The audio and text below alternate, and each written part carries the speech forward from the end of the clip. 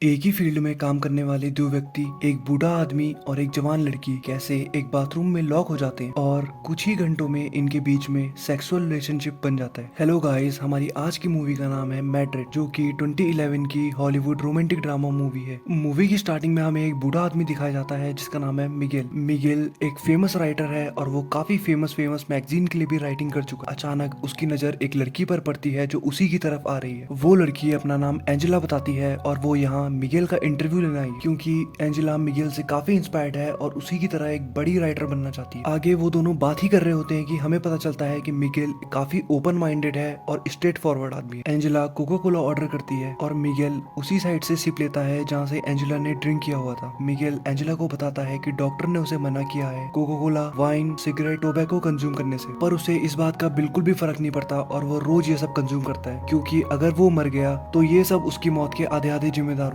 Angela Miguel को अपने कुछ राइटिंग पेपर्स दिखाती है। कुछ देर देखने के बाद मिगेल उन सारे पेपर्स को रिजेक्ट कर देता है और कहता है ये बहुत ही घटिया है। एंजेला कहती है कि उसने आज तक कोई भी क्लासेस नहीं ली है और वो मिगेल से काफी इंस्पायर्ड है और उसने उसी की तरह लिखने की कोशिश की है। मिगेल कहता है कि आप किसी को कॉपी नहीं कर सकते, राइटिंग एक नेचुरल टैलेंट है और अंदर से आता है, आपको ये खुद ही सोचना पड़ता है और खुद ही लिखना पड़ता है। अगर आप किसी को कॉपी करोगे तो आप बिल्कुल भी सक्सेसफुल नहीं हो पाओगे। और वो एंजेला को कहता है तुम्हें और ज्यादा प्रैक्टिस करने की जरूरत है और अपनी इमेजिनेशन को और ज्यादा खोलने की जरूरत है। मिगेल एंजेला को अपने पास बुलाता है और उसे कहता है कि उसकी कोट की जेब से फ्लैट की चाबी निकालो। एंजेला चाबी निकालती है और मिगेल कहता है कि दरअसल ये फ्लैट उसके फ्रेंड लुइस का है और अगर उसे इंटरव्यू कंटिन्यू करना है तो उसे उसके साथ फ्लैट पे चलना पड़ेगा, क्योंकि वो नहीं चाहता कि उसे यहाँ कोई भी डिस्टर्ब करे। इसके बाद दोनों लुइस के फ्लैट में चले जाते हैं। मिगेल एंजेला को वाइन ऑफर करता है और उसे बताता है कि उसे पेंटिंग बिल्कुल नहीं पसंद, क्योंकि पेंटिंग करने के लिए काफी ज्यादा सोचना पड़ता है, पर राइटिंग में ऐसा कुछ भी नहीं करना पड़ता। मिगेल अचानक से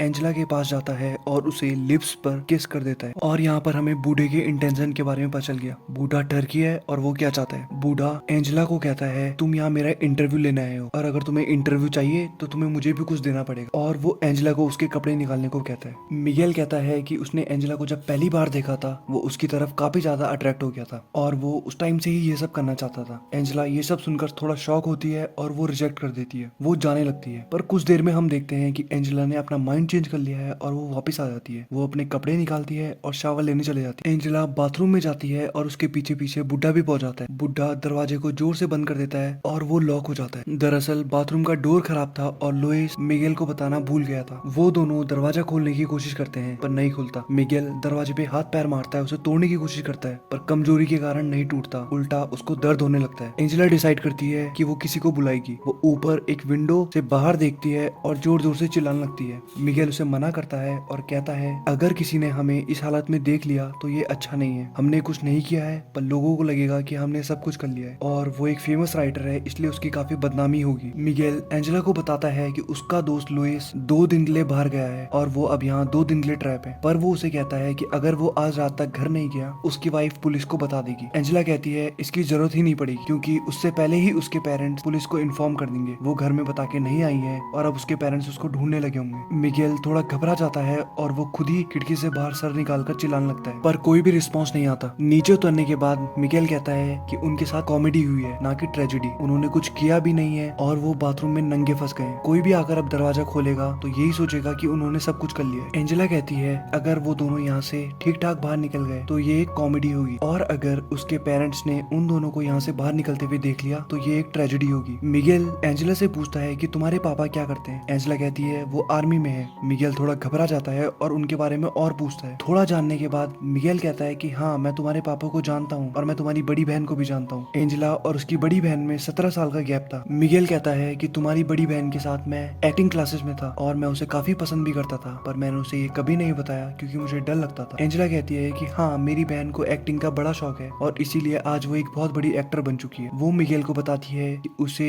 मिगेल का नंबर उसकी बहन ने ही दिया है, जिस पर मिगेल काफी खुश हो जाता है। पर एंजेला कहती है कि उसकी बहन को लगता है कि मिगेल एक ओवररेटेड राइटर है। ये सुनकर मिगेल को काफी बुरा लगता है। मिगेल कहता है ओवररेटेड राइटर ही इस मुकाम तक पहुंच सकते हैं जहां वो आज पहुंचा हुआ है। मिगेल एंजेला को अपने एक दोस्त की कहानी बताता है। वो बताता है कि उसका दोस्त काफी सारी लड़कियों के साथ एक्स्ट्रा मैरिटल अफेयर में था, जिसका पता उसकी वाइफ को भी था। एक दिन उसका दोस्त रात को घर नहीं आया। उसकी वाइफ को पता था कि वो किसी और लड़की के साथ होगा, पर उसे सबक सिखाने के लिए उसकी वाइफ ने पुलिस में कंप्लेन करी और ये कहा कहा कि उसके हस्बैंड को टेररिस्ट उठा के ले गए हैं। अगले दिन जब उसके हस्बैंड की नींद खुली तो उसने देखा कि टीवी में उसकी ही न्यूज चल रही है। उसके बाद से उसने कभी भी अपनी वाइफ पे चीट नहीं किया। एंजेला ये सुनती ही है और वो फिर से विंडो के ऊपर जाती है और आवाज लगाती है, पर इस बार भी कोई रिस्पॉन्स नहीं आता। मिगेल मिगेल एंजेला के क्लोज जाने की कोशिश करता है, पर एंजेला दूर हो जाती है और वो कहती है उसे ये सब नहीं करना। वो यहाँ से जल्दी बाहर निकलना चाहती है। बूढ़ा मिगेल बेशर्मों की तरह अपना पेनिस बाहर निकालता है और एंजेला के सामने ही टॉयलेट करने लगता है। एंजेला उसकी तरफ देखती है और थोड़ा स्माइल करती है और यहाँ हमें पता चलता है कि एंजेला भी अब मिगेल से थोड़ा अट्रैक्ट हो गई थी। मिगेल एंजेला को इमोशनल करता है और बोलता है कि वो एक बूढ़ा आदमी है और कोई भी उसके साथ फिजिकल नहीं होना चाहता। उसका सेक्स करने का काफी मन करता है, पर कोई भी लड़की उसे मुंह नहीं लगाती। ये सुनकर एंजेला को मिगेल पर दया आ जाती है। वो उसकी तरफ आती है, उसे पकड़ती है और वो दोनों सेक्स करते हैं, पर कमजोरी के कारण मिगेल से ज्यादा हो नहीं पाता। इसके बाद वो एंजेला को की राइटिंग के बारे में कोसने लगता है और उसे कहता है कि तुम्हारी राइटिंग बहुत गंदी है और तुम बहुत खराब लिखती हो, और वो उसे एक बच्चे की तरह डांट रहा था। एंजेला थोड़ा गुस्सा होती है और वो मिगेल को कहती है कि सब उसे एक बच्चे की तरह ट्रीट करते हैं और उसे बार बार डांटते हैं। एंजेला जब थोड़ा शांत होती है तो वो मिगेल को बताती है कि जब वो छोटी बच्ची थी वो शीशे के आगे खड़ी होती थी और इमेजिन करती थी कि वो एक फेमस पर्सनैलिटी है। मिगेल कहता है कि सब यही करते हैं, वो खुद में खुश नहीं रहते और वो कुछ एक पावरफुल बनना चाहते हैं, जो एक नेगेटिव अप्रोच है। एंजेला को लगता है कि मिगेल ने सही कहा और हमें ऐसा नहीं करना चाहिए। जब उनकी बात खत्म हो जाती है वो दोनों बोर हो जाते हैं। मिगेल बताता है कि उसे मूवी देखने का काफी शौक है और वो एक मूवी की कहानी स्टार्ट करता है। वो बताता है कि एक फैमिली थी, उसमें पेरेंट्स थे और एक बच्चा था, और एक दिन अचानक से बच्चा अपने बेड से उठने से मना कर देता है। पेरेंट्स को पहले तो लगता है कि शायद उसका स्कूल जाने का मन ना हो,